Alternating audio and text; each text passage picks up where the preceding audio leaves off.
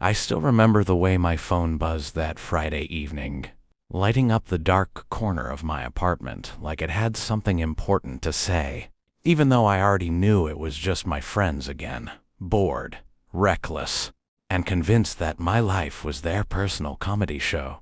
I was 32, freshly divorced, working a job I tolerated more than loved, and carrying a quiet loneliness I didn't talk about because men like me were supposed to be.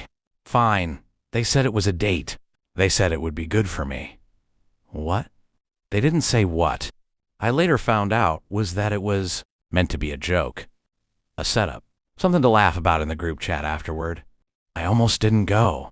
I stood in front of the mirror, adjusting a shirt that felt too clean for a life that felt messy, telling myself I'd stay for 10 minutes, prove I was still social, then disappear. The cafe was small, warm, and buzzing with low conversations and clinking cups. The kind of place couples went to pretend the world didn't exist. I arrived early, because that's what you do when you don't want to be the disappointing one anymore. Then she walked in.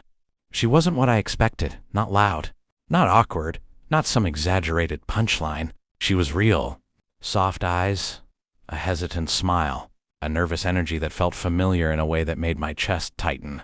When she sat across from me, apologizing for being late even though she wasn't, something shifted. The jokes stopped being funny. We talked. About nothing at first. Coffee, weather, how bad blind dates usually are. Then about deeper things. Loss, mistakes, the strange weight of becoming someone you never planned to be. She laughed at my dry humor like it mattered. She listened like she had nowhere else she'd rather be. Halfway through, I realized my friends hadn't misjudged her. They'd misjudged me. They thought I needed a spectacle. What I needed was connection. When the date ended, she thanked me like I'd done her a favor just by showing up. I watched her walk away, and for the first time in years, the silence in my life didn't feel empty. It felt full of possibility. Later that night, my phone buzzed again. My friends wanted details, jokes, reactions. I didn't reply, because somewhere between her smile and the way she said my name, the joke stopped being theirs. It became the beginning of something I wasn't ready to lose. The truth has a way of surfacing when you least expect it. And for me, it came wrapped in laughter and betrayal, delivered casually in a voice message that was never meant for me to hear.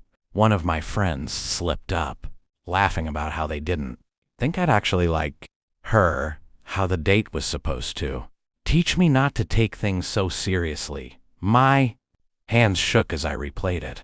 Not because I was angry, though I was, but because I was afraid. Afraid that something pure had been built on something cruel. I met her again anyway. I had to. We walked through a quiet park, leaves crunching under our feet, and I told her the truth. All of it. I expected disappointment, maybe tears, maybe her walking away.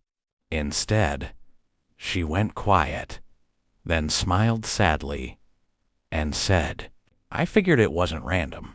She told me she'd been the joke before too, the pity invite, the background character. But she also said something that broke me open.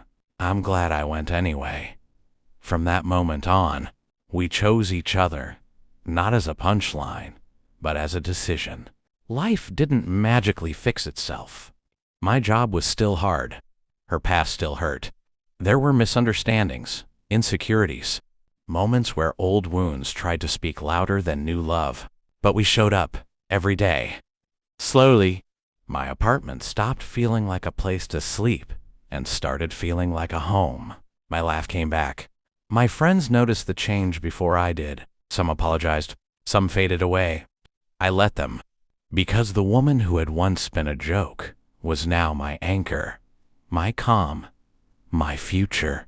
One night, sitting across from her in that same cafe, I realized how fragile moments are, how easily I could have stayed home, said no, laughed it off.